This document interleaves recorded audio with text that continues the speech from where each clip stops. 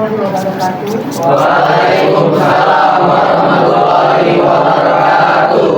Selamat pagi anak-anak. Pagi. Oke, hari ini kita tetap kembali ke mata pelajaran bahasa Indonesia di hari yang sama, di jam yang sama. Sebelum kita mulai pembelajaran hari ini, ada baiknya kita berdoa dulu ya. Nah, seperti biasa, Mugi dipimpin teman-temannya untuk mengawali pembukaan pembelajaran hari ini. Marilah teman-teman, sebelum memulai pembelajaran pada hari ini, sebaiknya kita berdoa menurut agama dan kepercayaan masing-masing. Berdoa dimulai.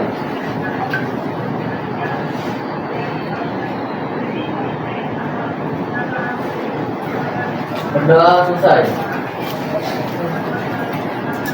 Apa kabar anak-anak? Baik. Alhamdulillah. Alhamdulillah. Sehat ya? Sehat. Oke, sebelum kita mulai ibu absen dulu ya. Iya, Bu. Kehadiran kalian, siapa yang hadir, yang tidak hadir. Arifian Pradipta, Ya, Bu.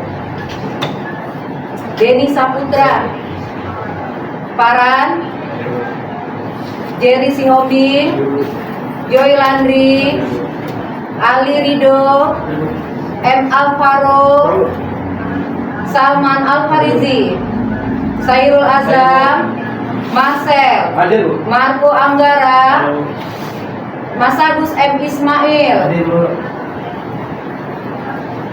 Muhammad Dwi Parezi, Hadir, Bu. Abdul Paik, Parezi Saputra, Padlan, Farhan, Fauzi, Muji, Mutiara, Nur Hadi, Regi, Yudai Anugrah, Yafid Jabir. Hadir, Bu. Oke.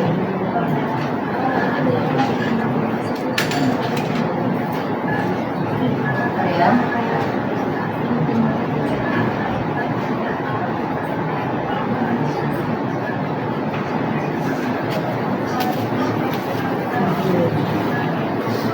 Hari ini materi kita masih berkaitan dengan minggu lalu mengenai laporan observasi. Kita sudah pernah bahas apa itu observasi, ciri-cirinya, struktur dari observasi itu apa. Sudah pernah kita sampaikan di pertemuan yang kemarin, yang minggu lalu. Nah, aktivitas hari ini akan kita lakukan ini. Hari ini kita akan berdiskusi, membentuk suatu kelompok dalam memecahkan masalah dalam bentuk tampilan, baik itu video ataupun dalam bentuk tampilan gambar. Ya, pelajari menurut kalian, mengapa laporan observasi itu sifatnya objektif? Ya, Denny. Karena untuk proses kumpulan data-data dan fakta, jika tidak sesuai dengan data-data dan fakta, maka laporan tersebut tidak akan jadi atau tidak sesuai dengan api. Oke. Jadi intinya laporan observasi itu perlu pengamatan yang tepat, mulai dari datanya seperti apa, faktanya seperti apa, sehingga kita bisa menampung hasil laporan atau menulis hasil laporan observasi tersebut ya. Jadi, nah sebelum kita melakukan aktivitas, kalian simak dulu video yang ibu buat.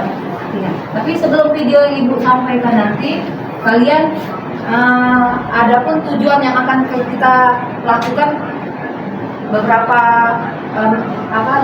kedepannya itu ada 3. Yang pertama, mengidentifikasi struktur langkah kerja penulisan laporan teks observasi, menganalisis masalah struktur langkah kerja atau kegiatan menulis laporan observasi melalui panduan, dan yang ketiga, peserta didik mampu mempresentasikan hasil observasi dengan runsur menggunakan intonasi yang tepat. Ini tujuan selama aktivitas kita di kelas hari ini, ya. Nah, dari tujuan ini, sebelum kita melakukan aktivitas kegiatan, kalian simak dulu video yang akan ibu tampilkan.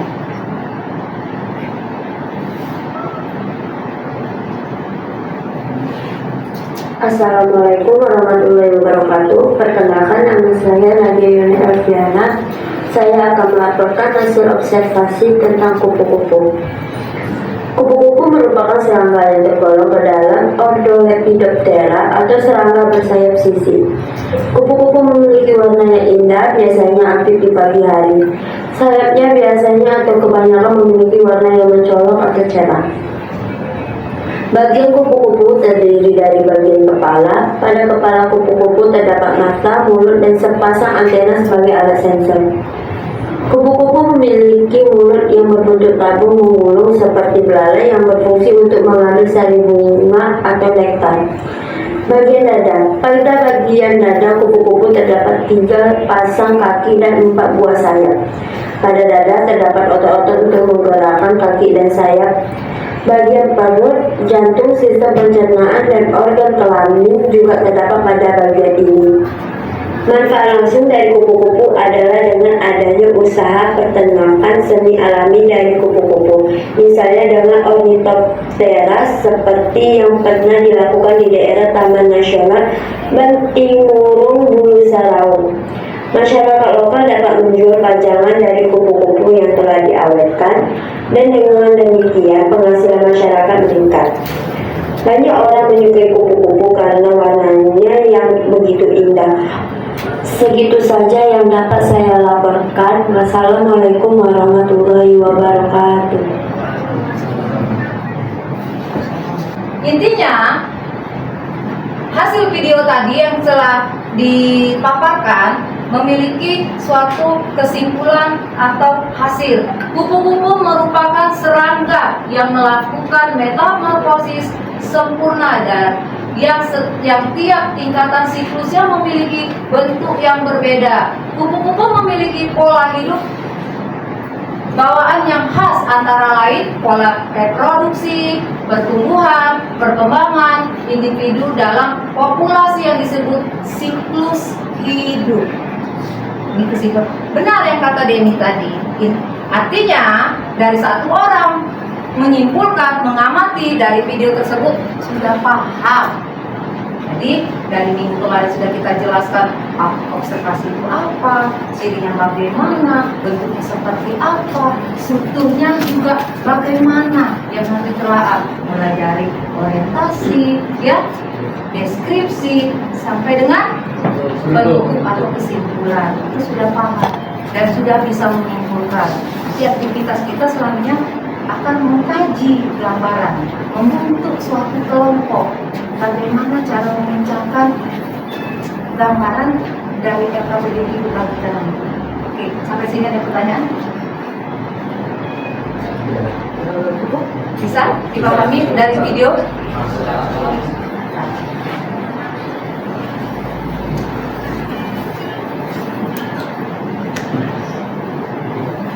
Saya sampaikan di awal bahwa hari ini kesepakatan kita, apa yang kita ingin kita lakukan itu, kegiatan kita di kelas ini hari ini, kita akan berdiskusi, memecahkan suatu masalah melalui laporan observasi, akan dibentuk menjadi beberapa kelompok dari hari ini yang hadir, ya. Oke, kelompoknya Ibu yang ke nanti yang dibacakan, silakan merapat di antara yang nama-nama yang disebutkan. Yang Ibu sebutkan kelompok satu dulu. Nanti sudah Ibu pakai absen, Ibu kelompokkan. Untuk kelompok satu, ya, anggotanya Paran, Muhammad Fadlan, Yapir Zabir, Yuda Anugrah. Mana orangnya? Oke, kelompok satu di meja depan. Yang terpisah boleh merapat, yang duduk di meja depan tidak dulu, nak, geser ke sini ya, nak, ya.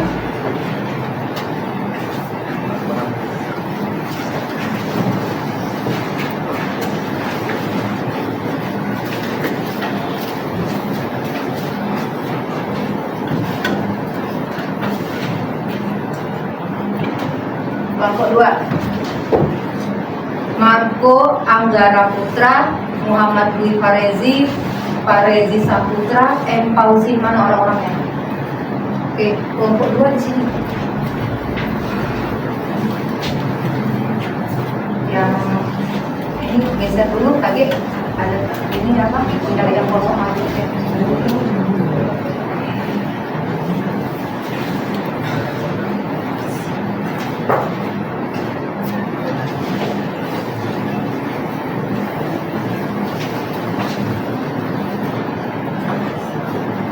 Kelompok 3, Arifia Pradipta, Salman Al-Farizi, Ismail Jabarti, Ali Ridho, Al-Faruq. Mana orang-orangnya? Oke, kelompok 3, sini.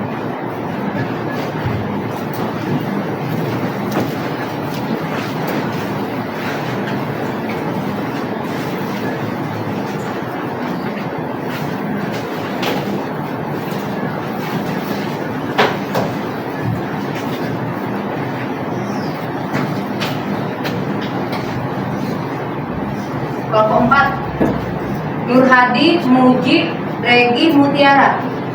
Sudah belum nih? Marcel tidak duduk belakang. Regi tidak, Nur Hadi tidak duduk belakang. Kelompok 5, satu lagi ya. Joy Landry, Jerry Sihombi, Marcel, Denny, Sairul Azam. Oke, di sini mau kemana? Boleh. Di mana? Ayo. Jadi ayo pindah lagi.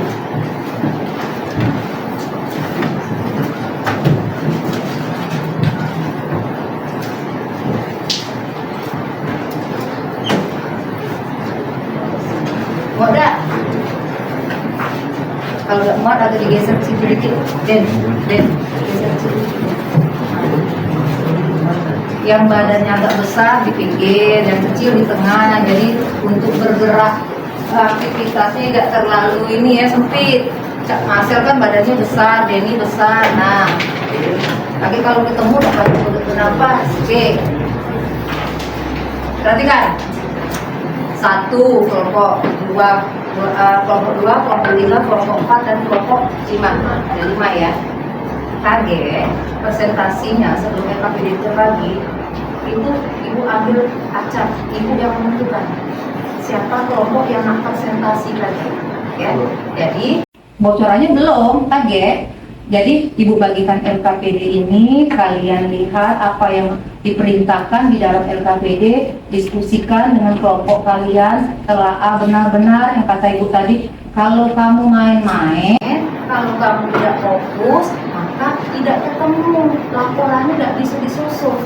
Karena bukan video yang tadi, tapi gambaran yang ibu bagikan dalam LKPD. Kalau gambaran ini benar-benar harus konsentrasi, pengamatan benar-benar, karena dia tidak pakai wacana, hanya gambaran kok, sehingga terciptalah sebuah laporan di dalam gambaran tersebut. Ya, paham?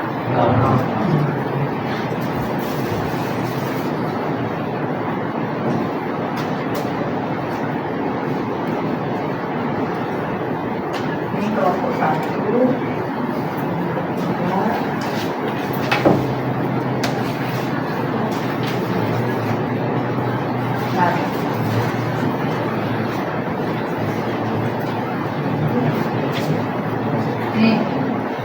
Aktivitas satunya yang akan kalian lakukan, perhatikan dulu nak ya, sebelum kalian lihat LKPD-nya.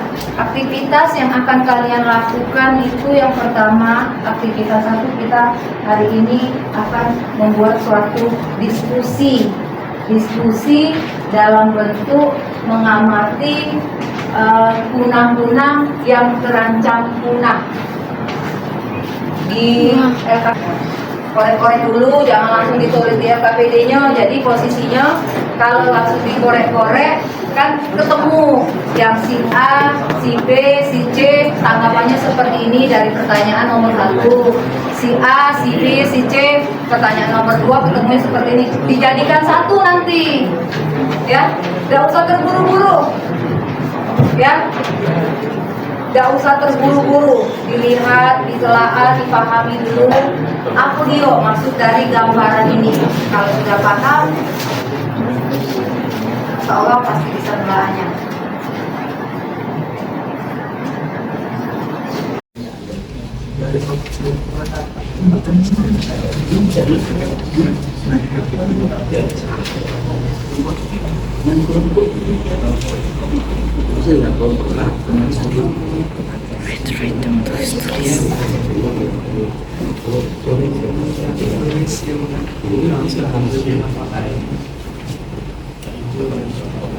Bawa buku kan? Bolehlah bukunya nanti bahan acuan, kalau masih ini cara penelaannya, membuat hasil laporannya yang minggu-minggu lalu kita bahas, sehingga kalian bisa paham bagaimana sih cara menulis laporan observasi itu. Bolehlah dibuka kembali catatannya kalau masih bingung, dilihat, temukan. Jadi arahan yang dipinta dari 2 pertanyaan ini, ya pemecahan masalah ini yang didiskusikan tiap kelompok itu bisa ditemukan. Ingat dulu nak, mulai dari apa? Apa itu observasi? Observasi itu bagiannya hampir sama dengan mengamati, ya, mengumpulkan data-data fakta. Jadi hal yang pertama apa? Terus apalagi yang harus kalian temukan di dalam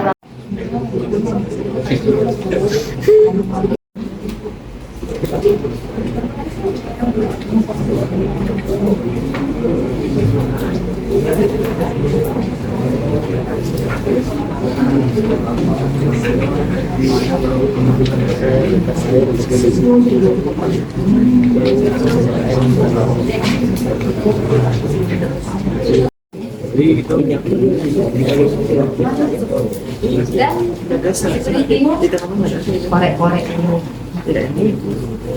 Bingungnya di sini. Jadi itu tadi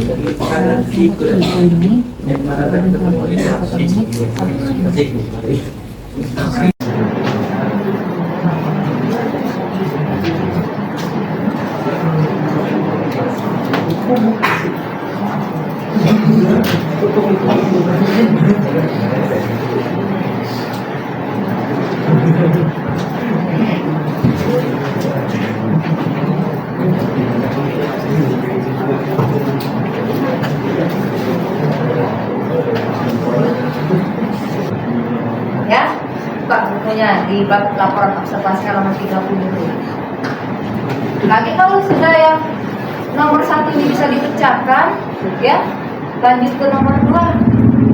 Gitu. Kalau masih bingung, ya, searching Google boleh, lihat, tapi HP-nya tetap di silent tuh biar tidak rame.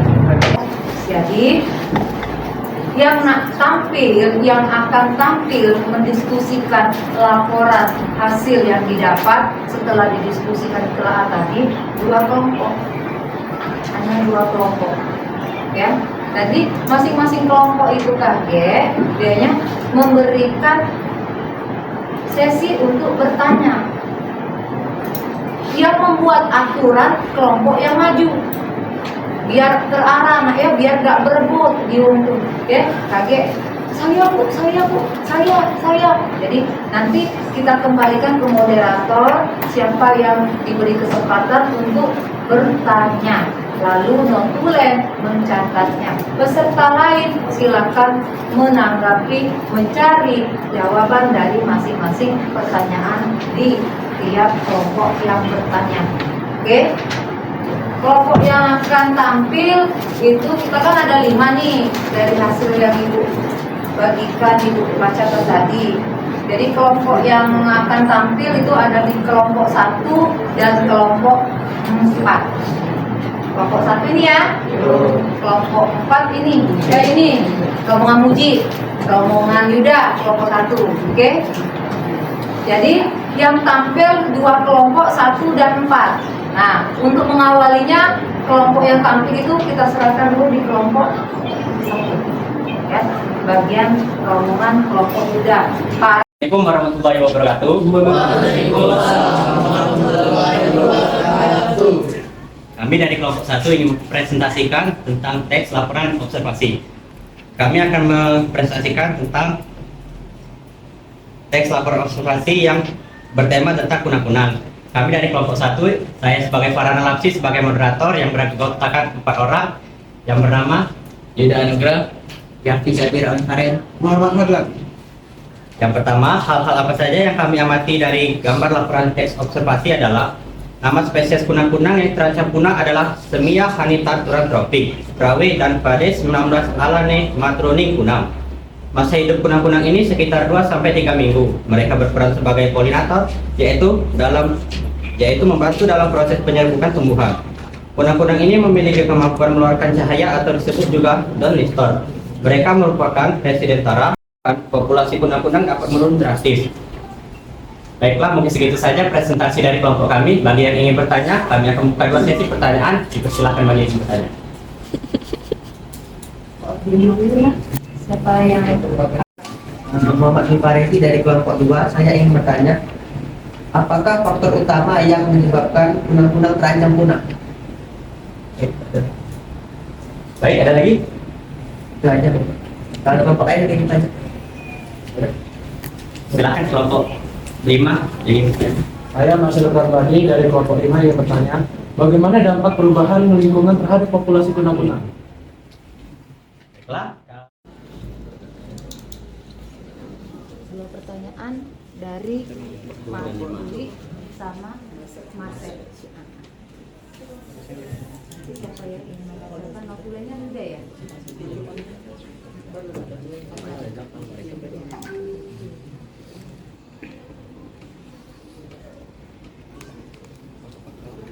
Ditanya oleh Dwi. 1. Apakah faktor utama yang menyebabkan kunang-kunang terancam punah? Baik, jawabannya. Faktor utama yang menyebabkan kunang-kunang terancam punah adalah hilangnya habitat alami mereka.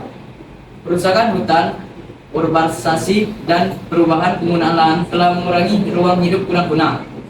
Selain itu, penggunaan pestisida dan polusi cahaya juga berdampak negatif pada populasi kunang-kunang. Sekian jawaban dari saya. Apakah sudah jelas? Ya. Baiklah, pertanyaan dari kelompok selanjutnya, kelompok 5 akan kami jawab. Saya Yandi akan menjawab pertanyaan Marcel dari kelompok 5. Pertanyaannya adalah bagaimana dampak perubahan lingkungan terhadap populasi kunang-kunang. Jadi perubahan lingkungan seperti deforestasi dan perubahan iklim memiliki dampak signifikan terhadap populasi kunang-kunang. Hilangnya habitat alami mereka mengurangi sumber makanan di tempat hidup. Sementara perubahan iklim dapat mempengaruhi siklus hidup dan reproduksi kunang-kunang. Nah, sekian jawaban dari saya. Baiklah, mungkin segitu saja presentasi dari kelompok kami. Kami akhiri. Wassalamualaikum warahmatullahi wabarakatuh. Waalaikumsalam warahmatullahi wabarakatuh. Kasih upload dulu nak untuk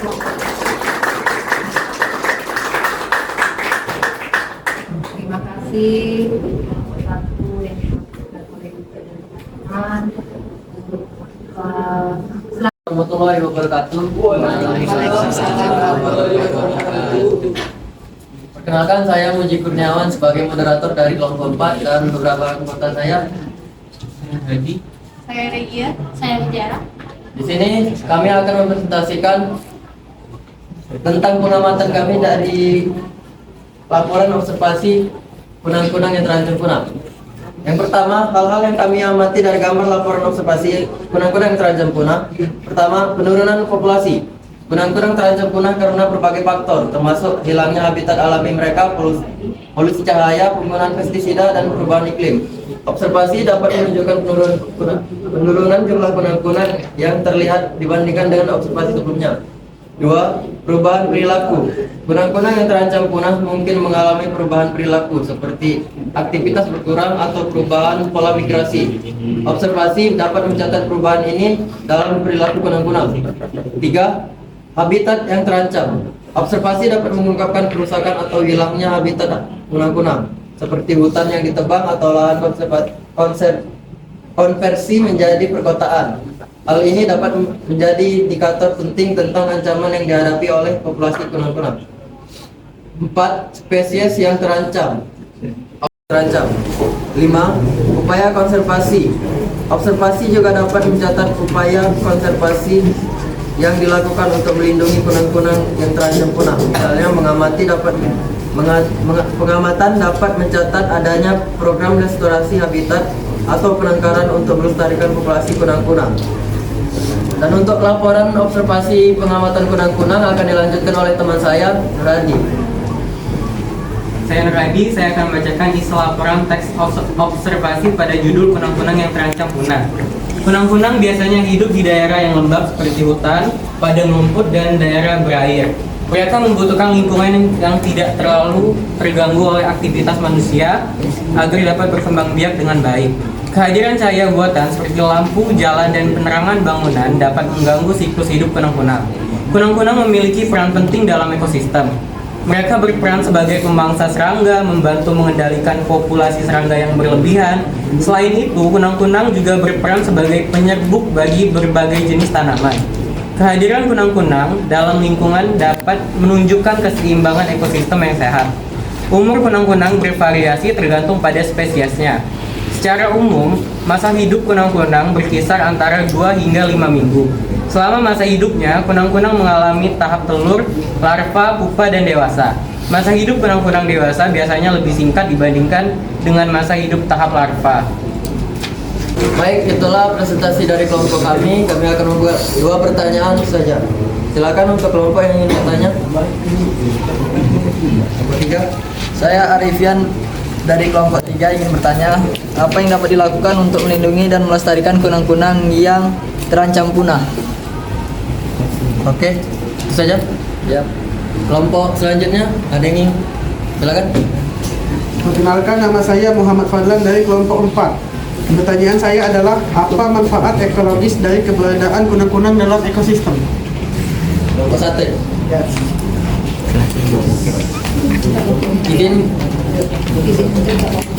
Izin meminta waktunya ya untuk membuat untuk jawaban teman-teman yang bertanya dengan silakan menjawab.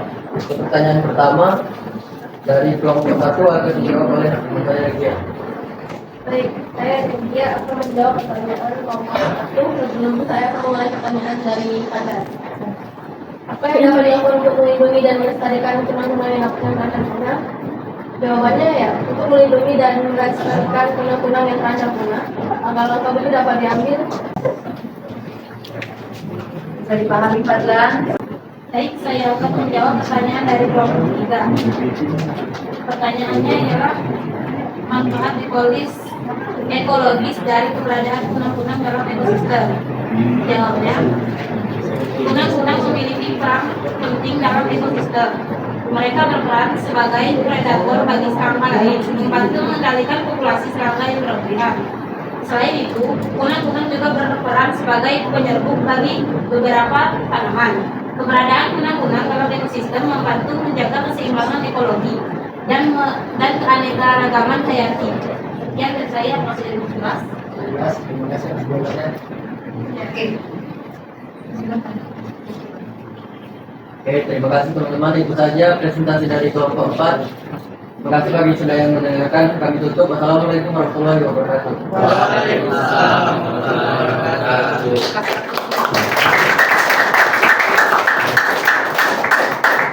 Lalu kita sudah bahas apa itu observasi, ciri-ciri observasi, dan struktur laporan observasi. Sampai hari ini kita menafsirkan, membuat atau menulis laporan observasi. Mengenali pengertian dan tujuan teks laporan observasi. Paham? Paham. Oke. Bisa dimengerti? Bisa.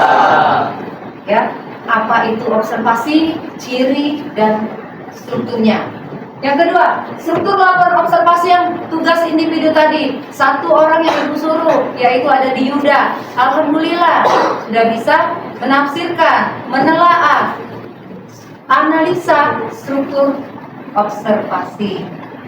Ya, jadi pentingnya laporan observasi ini untuk kita kalau nanti ketemu atau ada kegiatan kalian melakukan observasi, melakukan pengamatan, tetapi secara tidak langsung melalui gambaran, melalui wacana, maka kalian sudah bisa, ya, itu. Oke, ini refleksi untuk kalian yang itu dengarkan, alhamdulillah kan bisa diresap dan bisa dipahami. Oke, sampai sini nak untuk materi laporan observasi sudah dipahami, sudah dimengerti. Ada yang ditanyakan tidak? Oke, tidak ada yang ditanyakan, sudah bisa dimengerti. Intinya kalian sudah mampu, kalau itu sudah mampu menulis laporan observasi. Mengkomunikasikannya juga sudah bisa. Melalui apa? Melalui presentasi tadi, ya. Memaparkannya juga sudah bisa. Melalui apa? Melalui pertanyaan demi pertanyaan yang ditanyakan oleh tiap kelompok, walaupun hanya perwakilan tiap kelompok, gitu ya. Oke, tidak ada lagi pertanyaan? Bisa? Bisa. Oke. Kalau memang tidak ada pertanyaan hari ini, Ibu cukupkan. Di pertemuan yang akan datang kita sudah beda bab ya, beda materi. Kita telah kita studi kasus lagi apa yang akan kita pelajari ya, masih berkaitan di dalam buku. Setelah di halaman 30 ada bab berikutnya yang akan kita bahas ya. Oke, sebelum diakhiri, kalau kita tadi ada memulai pembelajaran dengan berdoa menguji ya, maka di akhir pembelajaran kita mengadakan penutup dengan berdoa. Seperti biasa mungkin diawali dulu dengan kata-kata bersama-sama di dalam hati. Silakan mesti dipimpin. Marilah teman-teman, sebelum mengakhiri pembelajaran pada hari ini, sebaiknya kita berdoa menurut agama dan kepercayaan masing-masing. Berdoa dimulai.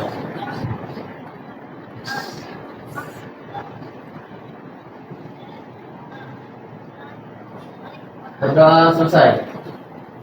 Terima kasih untuk kegiatan belajar hari ini. Alhamdulillah kegiatannya berjalan. Apa yang kita telaah dari minggu-minggu kemarin dan kita sajikan apa itu laporan observasi, sampai hari ini kita melakukan aktivitas baik itu kelompok maupun individu. Kalian sudah menampilkan atau mengerjakan ya, memecahkan suatu masalah atau pembahasan dalam bentuk menulis laporan observasi dengan baik. Tepuk tanganmu.